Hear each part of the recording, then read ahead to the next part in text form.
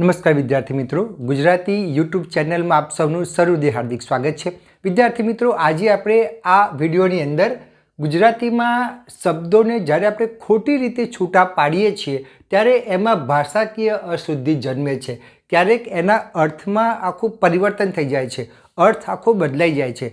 એની આજે આપણે ચર્ચા કરવાના છે। તમે ક્યારેક શબ્દોની આગા પાછી લખો છો વિદ્યાર્થી મિત્રો, ખાસ જ્યારે નોટમાં લખતા હોય છે કે આન્સર શીટમાં લખતા હોય છે ત્યારે શબ્દોનો ક્રમ આગા પાછી કરી નાખે, એટલે કે છૂટા લખી નાખે, ભેગા લખી નાખે, ત્યારે આખો એનો અર્થ બદલાઈ જતો હોય છે। એ આજે આપણે આ વિડીયોમાં જોવાના છે। આપણે દ્રષ્ટાંત જોઈએ તો તમને વધારે ખ્યાલ આવશે। તેમને આપી દો, આ વસ્તુ તેમને આપી દો એમ, બરાબર? આપણે તેમને આપી દો, આ વસ્તુ તમારે તેમને આપી દેવાની છે, પણ જો આપણે છૂટું પાડીએ તે મને આપી દો, આખો અર્થ બદલી ગયો, તે વસ્તુ મને આપી દો એમ। એટલે અહીંયા તેમને એ તમે સાથે લખો છો અને તે મને આપી દો એ તમે છૂટું લખો છો તો આખો અર્થ બદલાય છે એનો। એટલે જે જગ્યાએ છૂટું લખવાનું હોય, જે વાક્યના સંદર્ભમાં, ત્યાં તમારે છૂટું લખવાનું છે, અને જે જગ્યાએ ભેગું લખવાનું હોય ત્યાં તમારે ભેગું લખવાનું છે, તમારે ખાસ યાદ રાખવાનું છે। બીજું વાક્ય જોઈએ, આ માં નવી છે એમ, એટલે કે આ મમ્મી નવા છે, પણ આપણે એવું આ માનવી, આ આખરે સાચું લખી દઈએ, માં નવી, આ બંને શબ્દ આપણે સાથે લખીએ છે તો મનુષ્યના અર્થમાં છે, બરાબર? આ માનવી છે, પશુ નથી, એના અર્થમાં છે ને। આ માં નવી છે। બીજું જોઈએ, આ મણીલાલ છે, આ વ્યક્તિ કોણ છે? તો કે આ વ્યક્તિ મણીલાલ છે, પણ જો આપણે એને છૂટું પાડી લખીએ છીએ તો આ મણીલાલ છે, બરાબર?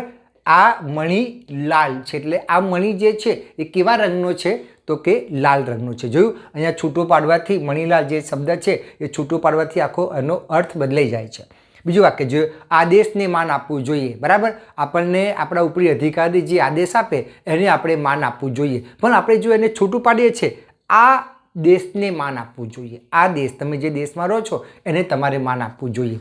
તો આવા શબ્દો જે છે વિદ્યાર્થી મિત્રો, એને આપણે કઈ જગ્યાએ છૂટા લખવા અને કઈ જગ્યાએ ભેગા લખવા એ વિવેક બુદ્ધિ આપણામાં હોવી જોઈએ। બીજું જોઈએ, ચાલે તો આળસ જાય, તમે બેસી રહો તો કશું ના થાય, તમે આળસુ જ રહેવાના છો, બરાબર? તમે ચાલવા જાઓ તો તમારી આળસ ભાગી જાય એમ, તમે ચાલે તો આળસ જાય, એટલે તમે ચાલવા જાઓ, પણ આપણે કહીએ ચાલે તો આળસ જાય, ચા પીવાથી પણ આળસ જાય, કેટલાક લોકો ચાલવા જાય છે, કેટલાક લોકોને ચા પીવાથી આળસ જાય, બરાબર? તો આખો અર્થ, ચા એટલે પીવાની, ટી આપણે કહીએ પીણું, ચાલે તો આળસ જાય।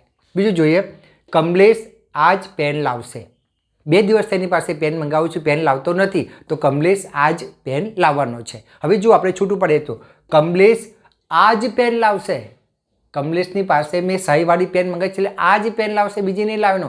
જો ભારવાચક, બરાબર, જેને વ્યાકરણની પરિભાષામાં આપણે નિપાત તરીકે ઓળખીએ છીએ, આ જ પેન લાવશે, બીજી પેન નહીં લાવે।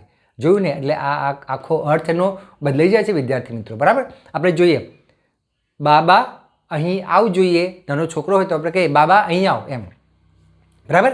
બાબા અહીં આવ, પણ આપણે એવું કહીએ બા અહીં આવ જોઈએ, બા છૂટું પડે છે તો મમ્મીના અર્થમાં છે, માના સંદર્ભમાં છે। તો વિદ્યાર્થી મિત્રો, તમે આ વાક્ય અહીંયા જોયા તો તમને ખ્યાલ આવી જાય છે કે આપણે જ્યારે શબ્દો જે છે એને આપણે ખોટા રીતે છૂટા પાડીએ છીએ ને ત્યારે એમાં ભાષાકીય અશુદ્ધિ જન્મે છે, અને ક્યારેક તો એમાં અર્થનો અનર્થ અથવા તો અર્થમાં પરિવર્તન આવી જાય છે, બરાબર? એનો અર્થ આખો બદલાઈ જાય છે। એવી રીતે વિદ્યાર્થી મિત્રો, ગુજરાતીમાં વિરામચિહ્નોનું પણ એવું છે, તમે યોગ્ય જગ્યાએ વિરામચિહ્ન નથી મૂકતા, અને જો વિરામચિહ્ન આગું પાછું મુકાઈ જાય, આગળની જગ્યાએ પાછળને જે જગ્યાએ મૂકવાનું છે એ જગ્યાએ ચોક્કસ નથી મૂકતા તો આખો અર્થનો બદલાઈ જાય છે। જુઓ, તમને અહીંયા મેં એવા વાક્ય મૂક્યા છે, તમને ખ્યાલ આવશે, અહીં ગંદકી કરવી નહીં, અહીં અલ્પવિરામ છે, બરાબર?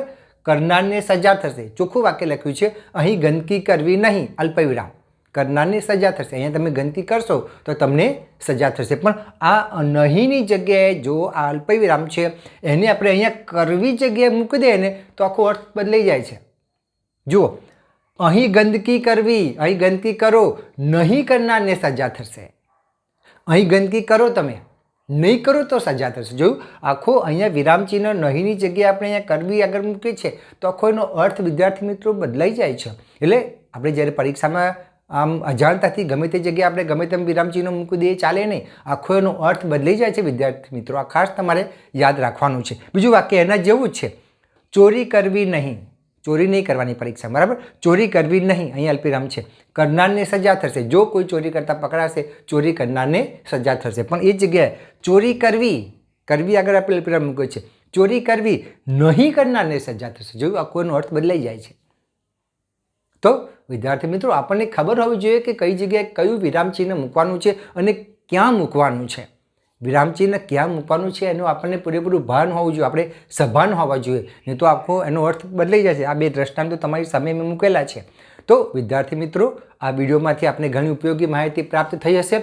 વિદ્યાર્થી મિત્રો, તમારે કોમેન્ટ બોક્સમાં આવા બીજા વાક્ય એવા હોય તો તમારે નીચે લખવાના છે. અને આવા બીજા વાક્યો હોય, વિરામચિહ્ન અહીંયા ઉપર નીચે આગા પાછી કરવાથી પણ આખો અર્થ બદલાઈ જતો હોય, એવા બીજા વાક્યો હોય તો પણ નીચે તમે કોમેન્ટ બોક્સમાં કોમેન્ટ કરી શકો છો. તો વિદ્યાર્થી મિત્રો, આ વિડીયોમાંથી આપને ઘણી ઉપયોગી માહિતી પ્રાપ્ત થઈ હશે.